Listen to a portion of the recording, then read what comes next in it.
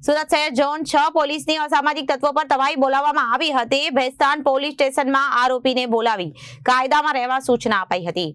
Zone 6 માં આવતા પોલીસના 9 પોલીસ ગુનેગારોને ભેસ્તાન પોલીસે મથકે બોલાવ્યા હતા અને તમામ 73 વિવિધ ગુનામાં સંકળાયેલા આરોપીઓ પર પોલીસે વોચ રાખી હતી।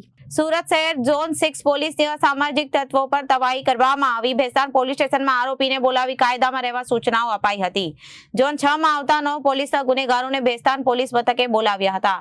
તમામ 73 વિવિધ ગુનાઓમાં સંકળાયેલા આરોપીઓ પર પોલીસ રાખી રહી છે વોચ અને કાયદામાં રહીને તમામ આરોપીઓને પોતાનું જીવન જીવવા પોલીસની કડક સૂચનાઓ। જો આરોપી કોઈ ગુનામાં પકડાશે તો તડીપાર સહિત પાસા હેઠળની કાર્યવાહી કરાશે।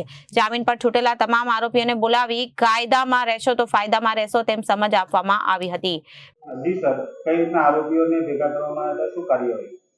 આજ રોજ પોલીસ કમિશનર સાહેબની સૂચના હેઠળ આજે ઝોન 6ના ટોટલ 8 પોલીસ સ્ટેશનના 73 આરોપીઓ જે મિલકત સંબંધી ગુનામાં આવ્યા હતા અને જામીન પર છૂટ્યા હતા તેવા 73 આરોપીઓને આજે ભેસ્તાન પોલીસ સ્ટેશન ખાતે એકઠા કરવામાં આવ્યા હતા। દરેકને સૂચના આપવામાં આવી કે પોલીસની તમારી પર વોચ છે। તેમના લેટેસ્ટ ફોટા લેવામાં આવ્યા, લેટેસ્ટ મોબાઈલ નંબર લેવામાં આવ્યા તથા એમને એ પણ સૂચના કરી કે તમે હવે કાયદાના ધોરણે પોતાનું જીવન ગુજારો, અન્યથા પોલીસ તમને બીજા ગુનામાં લેશે, બીજો ગુનો કરશો અને પાસા તડીપાર જેવા સખત અટકાયતી પગલાં તમારા લેવામાં આવશે।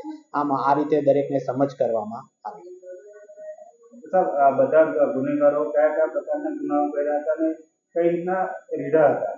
આ જે ગુનેગારો છે તેઓ અલગ અલગ મિલકત સંબંધી એટલે ચોરીમાં, ઘરફોડમાં એવા અલગ અલગ મિલકત સંબંધી ગુનામાં સંડોવાયેલા ગુનેગારો હતા।